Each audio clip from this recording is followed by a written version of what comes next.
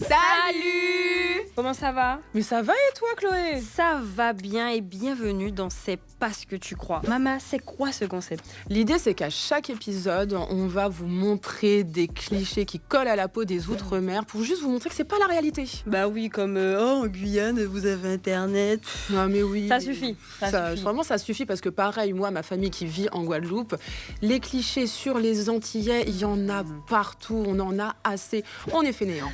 On arrive en retard. En Polynésie, tout le monde se balade en paréo toute la journée et c'est pas la vérité. Et tout ça, on va le voir ensemble parce que c'est pas ce que tu crois. Aujourd'hui, on parle d'un cliché que j'ai vraiment envie de casser, c'est qu'on ne peut pas entreprendre dans les Outre-mer, que ça sert à rien, que c'est impossible. Mais vraiment, on nous donne toutes les raisons possibles, des raisons économiques liées au territoire, c'est trop loin, il n'y a pas de centre d'activité comme à Paris, il faut avoir forcément fait des grandes études pour y arriver. C'est complètement faux et on en est un peu la preuve. Mais oui, moi j'ai réussi à vendre des émissions de Guyane et j'en vis aujourd'hui. Exactement, moi ça fait 4 ans que je suis devenue professionnelle sur les réseaux sociaux, je vis des jeux vidéo, donc vraiment c'est possible. Et on a déniché 3 pépites, vraiment des pépites, des jeunes qui partent de rien comme nous et qui ont réussi à vivre de leur activité. Et vraiment, je te fais un petit teasing, mais pour vous aussi, on va aller voir de la sneakers customisée à La Réunion. On va découvrir une solution digitale et écolo pour réparer sa voiture en Martinique. Tout ça. Et on va aussi faire la rencontre d'une jeune femme qui a lancé son salon de beauté à 17 ans. Non mais c'est sûr qu'après ça, c'est toi le prochain entrepreneur. On commence tout de suite avec un petit sujet qui va te plaire. Ça parle de nourriture. Eh ben non, pour le coup, c'est ton autre passion. On va parler de sneakers et on va retrouver Gabrielle à La Réunion qui va nous montrer son entreprise et ça va vous donner envie. Ok, let's go. Let's go. Salut, moi c'est Gabriel. J'ai 25 ans et j'ai une entreprise de customisation et de nettoyage de sneakers ici à Sagny de La Réunion.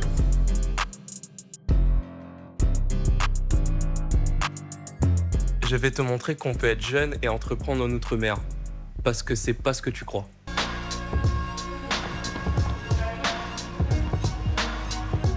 Ici, on est sur le terrain de Champfleury. J'ai commencé le basket à l'âge de 4 ans.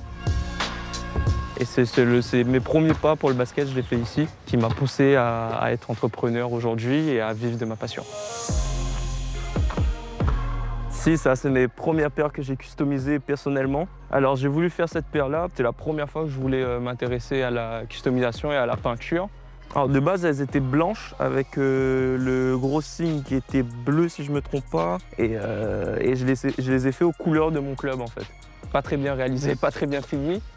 Mais avec ce premier custom-là, je peux voir la différence entre mes premières réalisations et aujourd'hui ce que je suis capable de faire. Nous, en tant que basketteurs, on aime le style.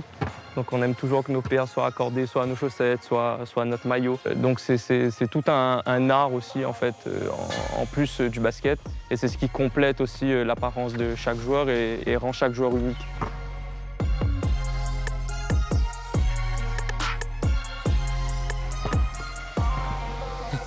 Hey, ça va? Tu vas? Ça va et toi? Je t'ai ramené une surprise. Ah Tu bon? viens de ça? Ouh, elle date là. Ça, c'est la première paire. Je te rappelle, regarde le hull, comment il est mal fait. Ouais, il était bien fait à l'époque. Hein. On Ouais. commence à dessiner. Donc, je vous présente mon frère, Cyr, celui qui me soutient depuis le début. T'as la peinture, elle sent pas? Non, t'as vu ça? Incroyable. Il faut juste qu'il la nettoie un petit peu. Bon, ben ça, je vais m'en charger. Hein. Non mais je trouve ça hyper smart d'avoir lancé un business de sneakers à La Réunion. Parce que déjà les sneakers, ça nous parle. Les jeunes, C'est la passion. on adore. Et surtout, La Réunion, c'est l'un des territoires les plus jeunes d'Outre-mer.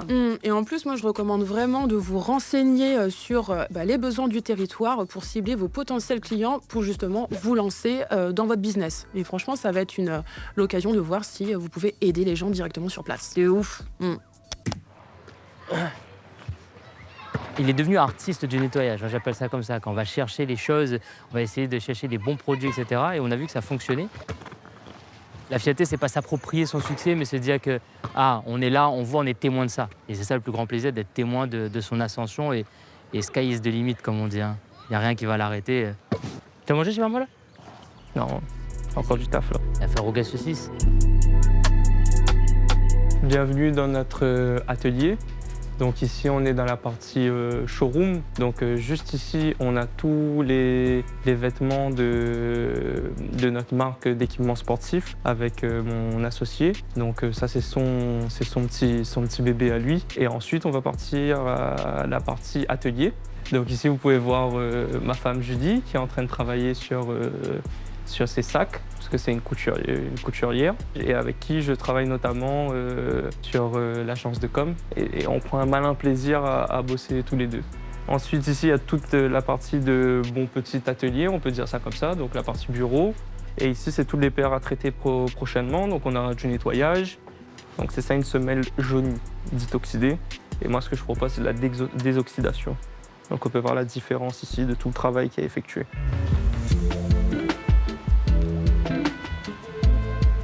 Alors ici, la cliente, ce qu'elle m'a demandé, c'est une customisation. Cette customisation, elle est faite sur une chaussure de basket. Premier client qui joue au basket, parce que son équipe est rouge. Et comme vous voyez ici, sa chaussure est rose. Donc il aimerait faire ressortir plus la couleur rouge et jaune. Donc là, on vient remplir le godet. Voilà. Donc là, on voit ici que la deuxième couche, elle va servir à homogénéiser cette première couche. Voilà. On vient la sécher avec le pistolet thermique. On est pas mal au niveau du blanc. Donc je l'ai vu commencer, commencer à nettoyer des premières paires. Il a pris des paires de mon frère, des paires de mon papa, les paires de ses frères et sœurs, etc. Il s'est renseigné sur les peintures, sur les pinceaux, sur les techniques de dessin, etc. Et moi, du coup, je le suis assidûment sur tout ce qu'il fait. Vraiment, je regarde toutes les nouvelles techniques, les nouveaux produits, les nouvelles peintures, tout ce qu'il fait. Je suis, on peut dire, l'une de ses premières fans. Malgré les difficultés, je trouve qu'il n'a pas lâché parce qu'au final, dès qu'on croit en son projet et qu'on travaille aussi de sa passion, ce qui nous permet de ne pas lâcher, de continuer quoi qu'il arrive. Donc franchement, oui, très fière de lui. En 2022, j'avais commencé un métier de surveillant. J'ai pu profiter de ce métier-là pour propulser mon entreprise. Les demi-journées que j'avais de libre, je profitais pour nettoyer ou customiser des chaussures et pouvoir aussi acheter mon matériel. J'ai eu un déclic directement en me disant non, il faut que je me lance. J'ai tout arrêté parce que là, si je repasse à côté, je vais m'en mordre les doigts toute ma vie.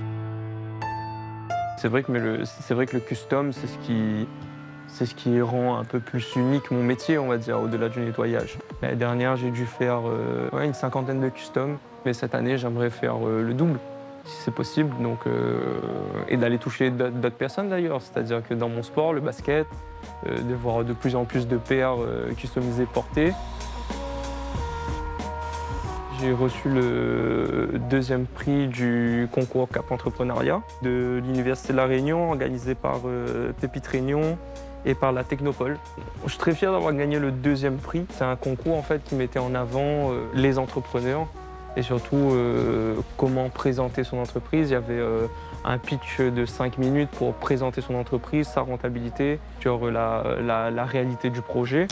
Non, mais ça se voit qu'il est super fier d'avoir gagné ce prix-là. Et toi qui nous regardes, évidemment, participer à des prix comme ça valide ton idée. Fais-le. Les pépites, c'est sur l'intégralité du territoire.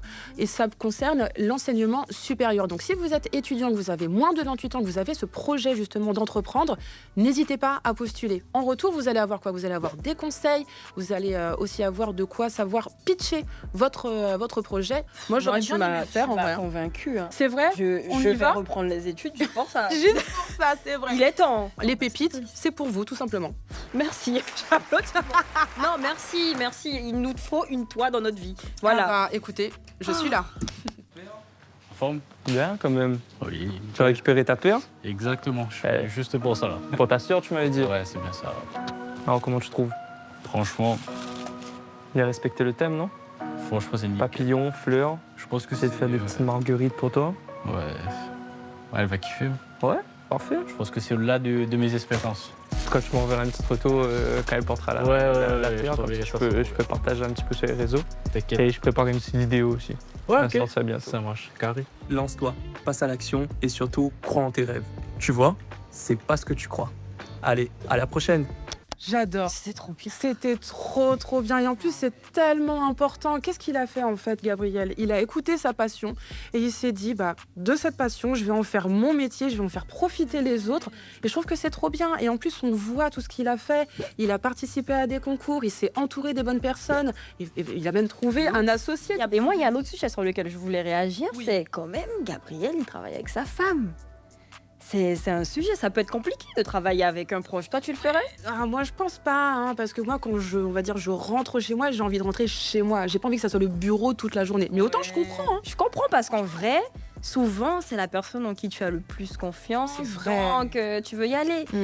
Mais en vrai, peu importe que tu sois accompagné ou pas, tu te lances quand même. Voilà, c'est tout. Et là, on va partir sur quelque chose de complètement différent. On va découvrir une plateforme digitale et écolo afin de pouvoir réparer ta voiture à moindre prix. Ouh, ça m'intéresse. Ok, let's go.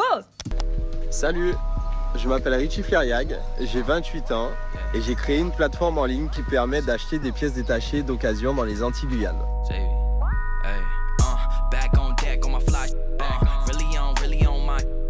Pay some respect to my mindset.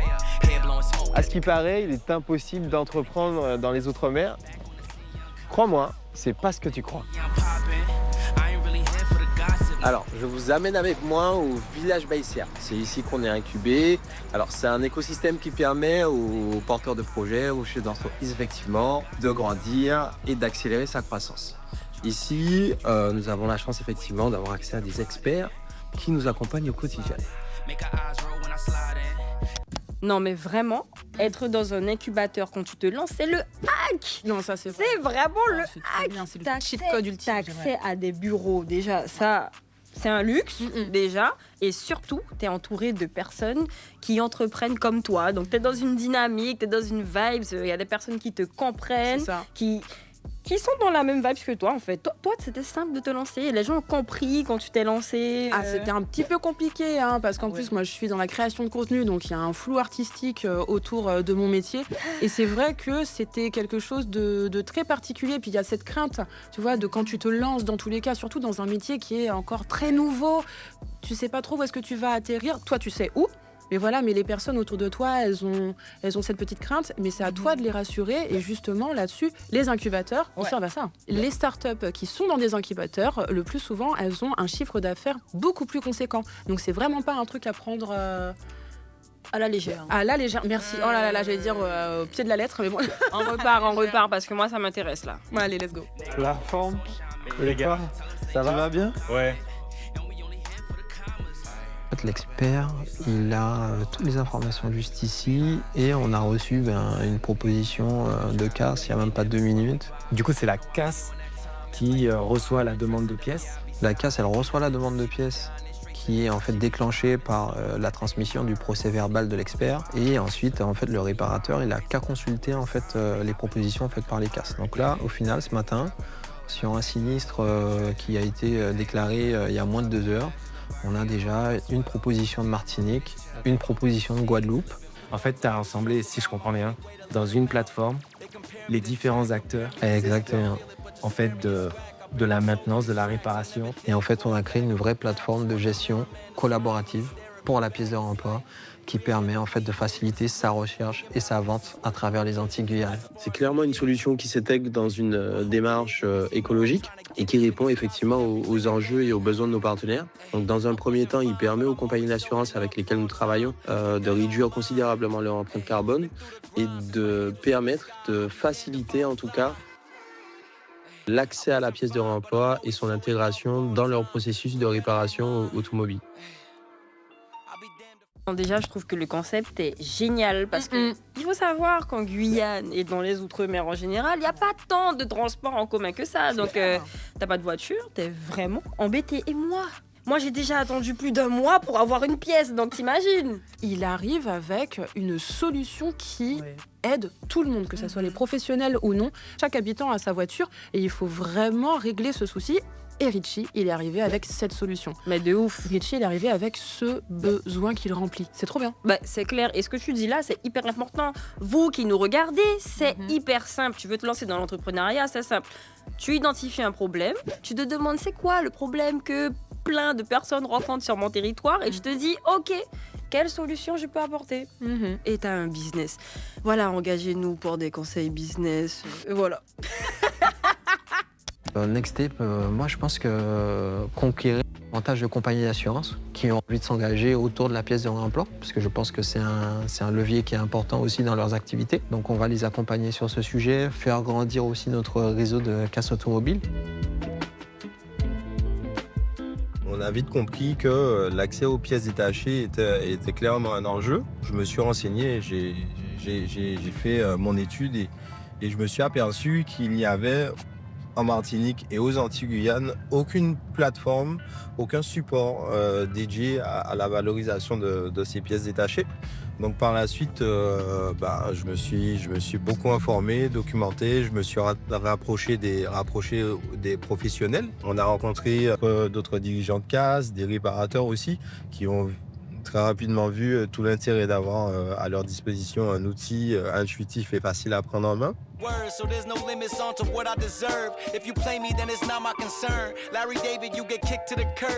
J'ai vu que tu m'as envoyé un dossier de sinistre hier après-midi avec la pièce de réemploi. Tout à fait.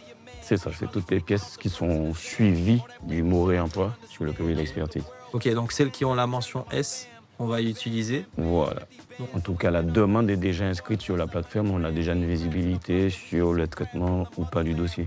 Ça, tu penses que ça t'a permis de gagner du temps? Énormément. L'objectif, c'est la diminution des délais et puis on est réactif, en tout cas nous au niveau des experts et des réparateurs, sur trouver la pièce. Mais plus vite le client va retrouver son véhicule réparé.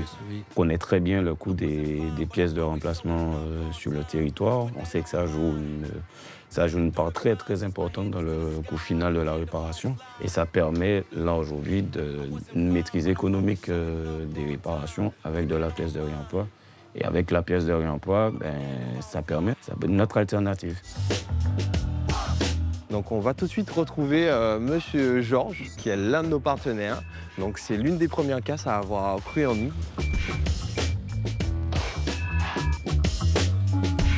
Alors, dis-nous aujourd'hui, en retour d'expérience, comment se passe le développement de la pièce de réemploi en Martinique? La pièce de réemploi se porte bien, elle évolue. Nous sommes spécialistes de la pièce d'occasion depuis plus de 30 ans, ici à Sao. Et donc, nous travaillons avec des particuliers, des professionnels, pour essayer de démocratiser cette pièce. Nous avons ici des pièces de mécanique, par exemple. Comme tu peux le voir, toutes nos pièces sont tracées, étiquetées, et donc très facilement, ici, identifiable en informatique. Donc, la porte est pour moi une des pièces les plus importantes dans la réparation automobile, parce que la pièce de réemploi a la même qualité que la pièce neuve. Exactement. Les pièces de tôlerie, pour moi, sont identiques aux pièces neuves.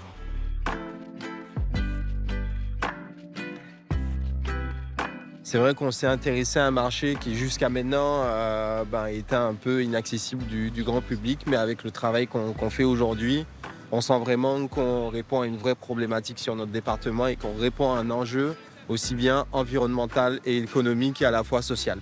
Moi, je pense que le plus beau conseil qu'on puisse donner à un entrepreneur ou à un jeune qui a envie de se lancer, c'est de passer à l'action. Parce qu'il n'y a que ça en fait, qui va déterminer effectivement quels sont les réels besoins des personnes qu'on a envie d'aider. Entreprendre à la base, c'est trouver une solution à un problème qui existe. C'est l'exécution qui va vraiment faire la différence. Alors, maintenant tu y crois? Non, tu vois, Richie, j'ai adoré. Ouais. J'ai adoré. En plus, ce qui est intéressant, c'est que là, on voit une activité qui est en B2B. Ça veut dire qu'il ne s'adresse pas aux particuliers, qu'il s'adresse aux entreprises, aux sociétés. Business, ouais. Et c'est intéressant. Ça veut dire que là aussi, il y a du business à faire. On peut agir sur différents secteurs, en vrai. Ouais, c'est super important. Et moi, ce que je retiens vraiment de ce passage de Richie, c'est sur la fin où il dit passer à l'action. Parce que quand on a une idée, on a peur justement de se jeter à l'eau. Et c'est super important de croire en ce qu'on fait. Et en plus, quand on va commencer, forcément, on va peut-être être démotivé, tout ça, mais il faut vraiment continuer. C'est super important, je trouve, de croire en ce qu'on veut apporter, en fait. Un projet, ça s'améliore. On peut discuter avec des gens et se dire en fait, je vais rajouter ci, je vais rajouter ça. Moi, quand je me suis lancée, ma première idée, elle était nulle. Elle était nulle. Très bien. Mais j'ai continué, j'ai persévéré, je l'ai améliorée et aujourd'hui, j'ai atteint quelque chose qui qui me plaît. Donc, il faut juste continuer et s'améliorer petit à petit. C'est ça l'entrepreneuriat. Pas la perfection, le passage à l'action. Exactement. Et en plus, ça Chloé Desnay. Bon, ma Chloé, c'est déjà l'heure de la dernière vidéo. Déjà. Mais ouais, mais si ça peut te consoler, véritablement, on va rencontrer une jeune femme si inspirante. Ouais. Elle a lancé son salon de beauté à 17 ans. Ça fait 2 ans qu'elle est sur le marché, qu'elle assure. Elle était même pas encore majeure, qu'elle avait déjà ouvert son salon de beauté. Là, j'ai envie de te dire, pendant les quelques minutes là, on va regarder la vidéo de Vaireva. On se met dans une ambiance zen. Ça me va, je peux le On faire. s'allonge un tout petit peu, on est tranquille. Et on pense juste à se faire masser. D'accord ? Allez, c'est parti. Vaireva. Yorana, moi c'est Vaireva, j'ai 19 ans et j'ai créé mon propre salon d'esthétique ici à Tahiti.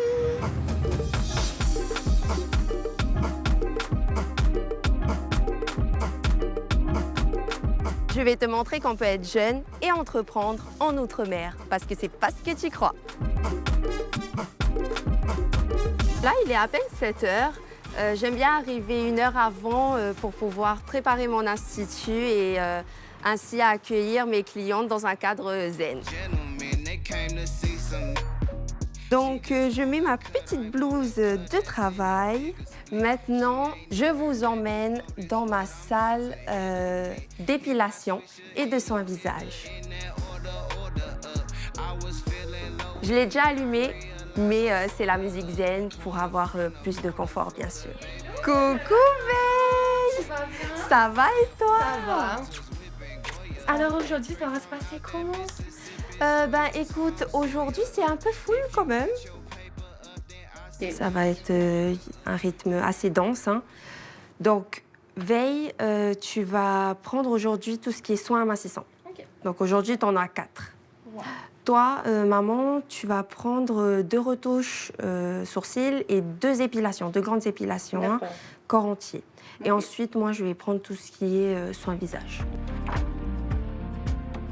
Donc, j'ai ouvert mon institut à mes 17 ans. J'ai toujours été passionnée par l'univers de la beauté et du bien-être. J'ai effectué un bac professionnel d'esthétique cosmétique parfumerie où j'ai pu obtenir mon CAP et mon bac professionnel esthétique. Après l'obtention de mon bac, je suis allée travailler pour un institut du Fénois sous autorisation parentale parce que j'étais encore mineure. J'ai voulu me lancer, être ma propre patronne. Du coup, grâce à l'aide de mes parents et bien sûr ma détermination, j'ai pu concrétiser mon projet et ouvrir mon salon.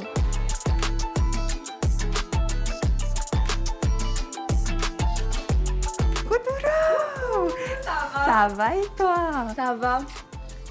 Alors, tu es prête pour ta séance de Madero? J'attends que ça. Let's go.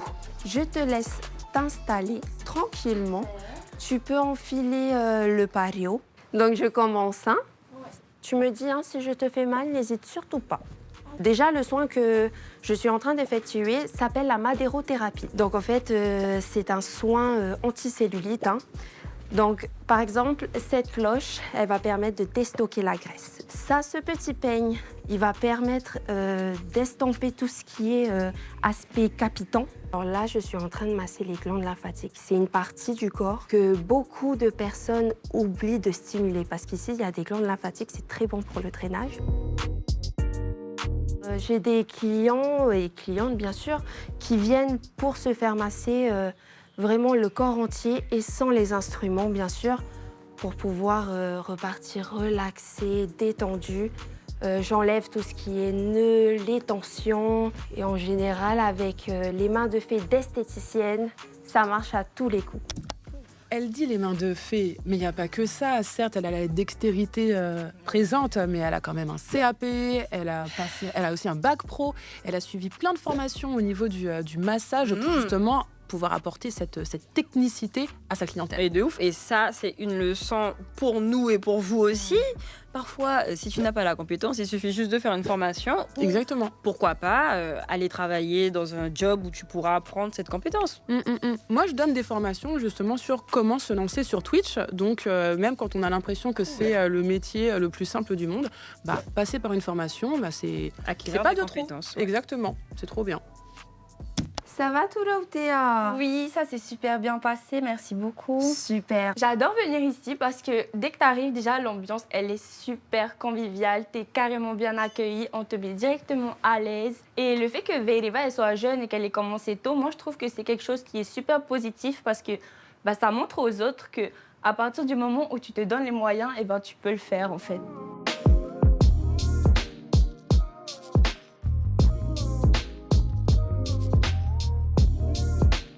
Alors là, je suis sur mes réseaux sociaux, je check un peu les messages, les notifications Facebook pour ceux qui ont aimé mes vidéos, mes photos, mes publications, des offres, tout ça. Beaucoup m'envoient des messages pour mes offres, veulent tous des rendez-vous, c'est top. Non, mais tu vois, elle a tout compris. Tout. Elle a tout compris. Là, elle nous montre que...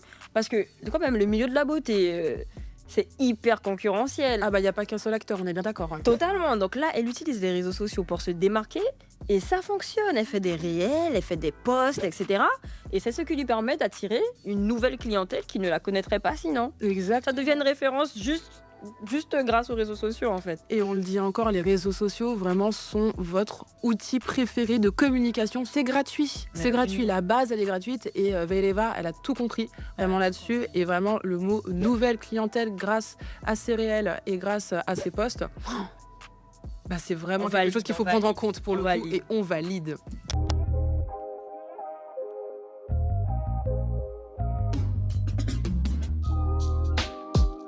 La journée à l'Institut est terminée.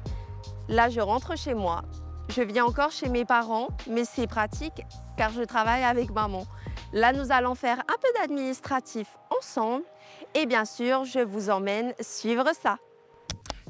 Quand même, j'ai l'impression que vivre chez ses parents, c'est quand même vu de moins en moins négativement. Surtout dans le cadre de l'entrepreneuriat, où ça te fait quand même économiser une certaine somme, cette somme que tu peux réinvestir dans ton business. Totalement. En vrai, c'est pas ce que tu crois. Vivre chez ses parents, c'est pas un signe d'échec. Tu veux juste investir pleinement dans ton entreprise et t'as raison en fait. Ouais. Let's go. Let's go. Mam, qu'est-ce qu'on fait là? Mais je pense qu'on va faire la comptabilité d'aujourd'hui. Hein. Ok, voilà. Je suis super contente de travailler avec maman. Elle m'aide beaucoup dans tout ce qui est administratif, même la partie commerciale. Hein. Ah oui, je suis vraiment reconnaissante qu'elle soit avec moi. Je vide mon salon aujourd'hui. C'est vrai qu'il y a certains mois qui sont plus durs, difficiles que d'autres, mais c'est pas grave parce qu'on remonte toujours la pente. Hein. C'est vrai qu'il y a pas mal de jeunes qui me contactent pour avoir des conseils, bien sûr. Et c'est vrai que moi, je dis, tant que tu as la motivation et cette envie de donner aux gens ce que tu aimes en fait faire, let's go, fonce. Voilà, c'est bien ça. C'est bien le montant. Oui. C'est bien ça. À 17 ans et demi, elle a eu son bac pro, esthétique. Elle a voulu tout de suite se lancer dans la vie active. Et on se dit toujours, bon, ça va, 18 ans, c'est encore un peu loin. Et là, poum, du jour au lendemain, émancipation. Mais bon, voilà, il fallait vraiment qu'on suive ses envies aussi. Ça n'a pas été facile administrativement sur Tahiti, en Polynésie française. C'est très lent. Les papiers ont duré quand même, on va dire, un mois pour qu'elle ait sa patente. Hein. Chose qui est assez particulière, c'est qu'en Polynésie française, le statut d'auto-entrepreneur n'existe pas. Ah ouais. Et donc, en fait, pour pouvoir entreprendre, quand tu es non salarié, tu dois payer une patente. Une patente, c'est un impôt qu'on doit payer afin de pouvoir exercer. C'est un statut qui est très, très particulier et qui est propre à la Polynésie française, alors qu'effectivement, ailleurs, en tout cas sur tous les territoires français, il y a l'URSSAF, tout ça, les merveilleuses déclarations qu'on adore. Mais oui, on est obligé de passer par la patente pour pouvoir exercer. Ok, ça se fout. Ouais. Super. Pour Veileva, ça a toujours été une battante et elle sait ce qu'elle veut. Donc, on lui souhaite vraiment tout le bonheur du monde, comme tous parents souhaitent le bonheur du monde pour leurs enfants. Et c'est vrai qu'avec le soutien de ma famille et ceux de mes amis, et bien sûr ma détermination, je n'ai pas eu peur. Il ne faut pas lâcher, croire en ses rêves et on n'est jamais trop jeune pour se lancer. Tu vois, c'est parce que tu crois. Allez, à la prochaine. Nana. Oh là là, moi ce que je retiens de Vereva quand même, c'est qu'elle est soul. De ouf. Oh là là. Et que ça soit elle, que ça soit Gabriel aussi, ils ont fait de leur passion un métier. Et je trouve que c'est trop bien d'avoir cette idée-là parce qu'elle, elle a envie de prendre soin des gens, tu vois. Elle a, dans le massage, tout ça, elle a envie d'apporter du confort, de la sérénité. Et que ça soit elle ou Gabriel, ils ont réussi finalement à se lancer dans l'entrepreneuriat avec cette volonté de bien faire et de surtout pas avoir l'impression de travailler. Il n'y a pas d'excuse pour ne pas se lancer. On a vu 3 profils différents qui se sont lancés de différentes manières, avec différentes aides ou pas. Et le truc que j'adore dans ces 3 personnes, c'est qu'elles ont créé leur entreprise sur leur territoire. Non mais ça c'est dingue, c'est vraiment formidable. Elles ont créé de la richesse là où elles habitent, de l'emploi, de l'activité, vraiment incroyable. Mais il est temps de se quitter, ma Chloé. Il est temps de se quitter et j'espère que ça vous a inspiré, que ça vous a donné envie d'entreprendre. Si vous avez des idées, mettez-nous vos idées d'entreprise en commentaire parce que nous on veut savoir. Et on se retrouve pour un prochain C'est pas ce que tu crois. Allez, bisous. Bisous.